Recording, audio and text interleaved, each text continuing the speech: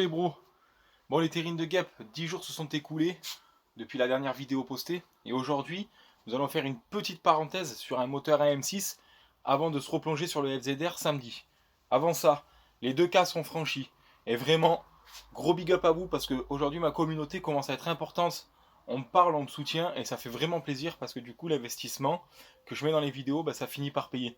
Et moi c'était tout ce que je voulais, pouvoir partager avec une bonne communauté et des gars simples et naturels, et c'est exactement ce que j'ai, donc il faut qu'on continue comme ça. Alors bien entendu, je vais faire la vidéo jeu concours, hein. Il va falloir patienter samedi les gars, allez, encore un petit peu de patience. Je vous montre le FZR, on passe au moteur à M6, et c'est parti. Le FZ, il m'a réservé une belle surprise, je sais pas si vous vous rappelez, le dernier jour j'ai essayé une mise en route, mais on n'avait pas assez d'essence, du moins, je croyais. Et ça s'est pas confirmé parce que du coup la panne vient d'ailleurs. Sur les FZR, il se trouve que nous sommes sur une pompe immergée. Donc la pompe à essence, elle est dans le réservoir. Couplée à un robinet à dépression qui marche avec une petite membrane et un petit ressort. Donc je rencontre premièrement un problème au robinet et deuxièmement la pompe immergée est HS. Donc est-ce que ça vient du relais qui est au bout de ce fil ? Ou est-ce que ça vient tout simplement de la pompe immergée dans le réservoir? Eh bien ça vient de la pompe immergée et du relais. Donc ça commence à faire beaucoup. Parce que du coup, j'ai regardé, la pompe immergée est totalement grippée et bouffée. Ici, nous avons un gros problème au niveau du robinet. Donc ça fait beaucoup cumuler, ça fait des frais pour 200 €. Nous allons tout simplement, avec l'aide de ces pièces, faire un système comme les 600 diversions à l'ancienne, avec une pompe externe et un robinet qu'on ouvre manuellement, qu'on laissera tout le temps ouvert. Moi, il faut que je monte le robinet sur le réservoir et la pompe externe ici, je vais venir la raccorder sur les fils de mon relais et je vais mettre mon relais en direct. Donc il y aura certainement un interrupteur de ce côté avec le starter que vous voyez ici. Interrupteur sur le fil moins et bien entendu, je vais mettre un relais de 15 ampères sur le fil rouge au cas ça viendrait à avoir un problème. Je veux pas que ce soit la pompe qui prenne. Donc là, comme tu peux voir, l'entrée se fait ici, la sortie se fait là. Mais ça, je vous le réserve samedi. Nous, ce qui nous intéresse aujourd'hui, c'est le moteur de Dylan. Alors, je ne voulais pas intégralement remonter ensemble. Il faut savoir que j'ai nettoyé les carters, comme vous pouvez voir. Il me reste ici des plans d'embase à retravailler et enlever la vieille pâte à joint.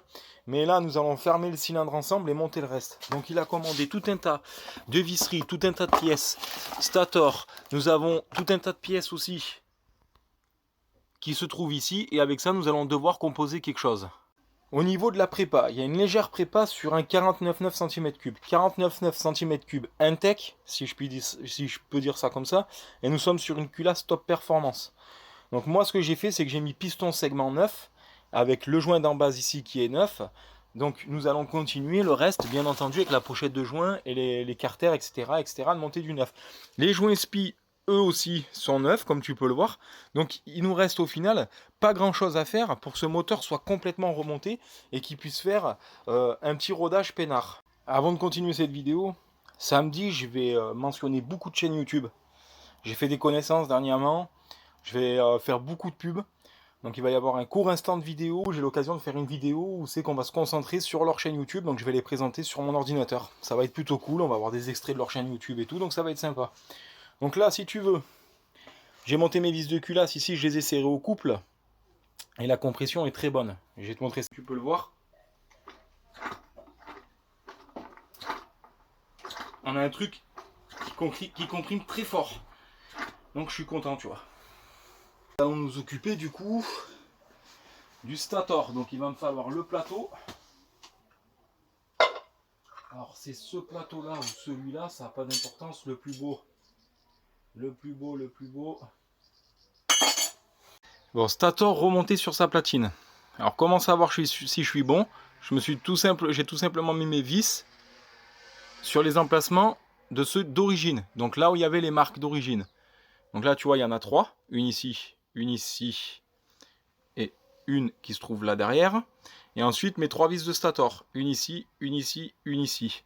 Je passe mes fils derrière la gorge qui se trouve ici, je les descends derrière le plateau et je viens les fixer ici. Maintenant il me reste cette petite clavette à mettre ici sur mon vélo, là, et là il va me falloir aussi mettre tout simplement mon rotor. Pour m'aider à ce que ma clavette ne se barre pas, je vais mettre un pet de graisse au lithium, mais vraiment un pet, et je vais venir placer ma clavette dessus. Ma clavette est montée. hop, avec l'éclairage d'appoint, comme tu peux voir, elle est bien montée. Donc là, maintenant, il me reste à passer mon rotor. Donc là, si tu veux, le rotor, il est monté. Là, je vais monter boîte à clapper pipe 419. Je vais nettoyer mon plan d'en base avant. Pour la boîte à clapper, je suis parti sur une TNT originale. Hein. Pas de boîte à clapper performance. Ça va très bien. Là, pour gagner un petit peu en ouverture, vous pouvez jouer sur les lamelles ici. Vous pouvez les écarter légèrement, mais léger. Hein. Donc vous attendez pas des grosses performances avec ça. Même si les boîtes à clapper d'origine sont faites par des constructeurs qui se sont cassés la tête dessus, donc ça marche très bien. Latéral avec l'axe de kick. Donc le carter, comme tu peux voir dedans, je l'ai ramené nickel. Il y a quelques impuretés encore qui me restent à enlever là avant de remonter. Mon axe de kick bien aligné, très bien, on ressort tout ça. Donc là, ce que je vais faire, c'est que je vais lubrifier mon joint ici parce que c'est important. Et je vais mettre un petit peu de graisse au lithium tout autour pour qu'il tienne tout seul. Et après, je vais présenter mon carter. Donc là, si tu veux, ça donne ça. Comme tu peux voir, je l'ai trempé carrément dans de la vieille huile de boîte.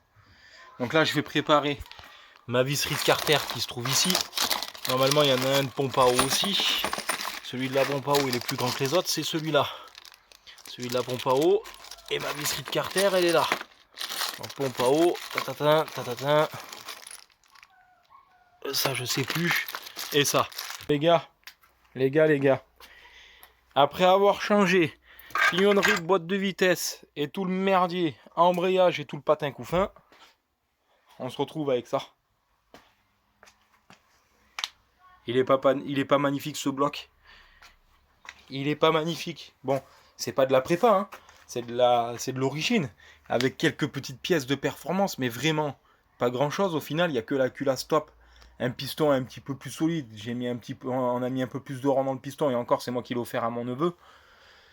Mais franchement,